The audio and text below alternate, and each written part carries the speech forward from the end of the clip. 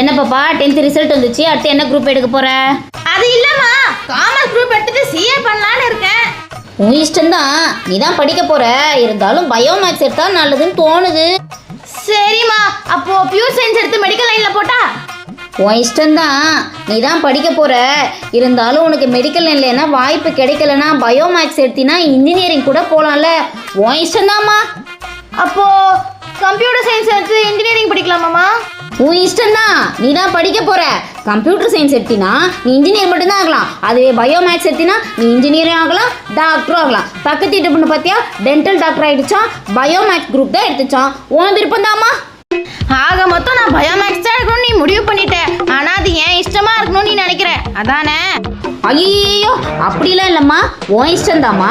நீ தானம்மா படிக்க போற. நீ பயாலஜி குரூப் தான் எடுக்கணும், சரியா? உன் விருப்பம் தான். எப்படா உனக்கு இந்த அறிவெல்லாம் வந்தது?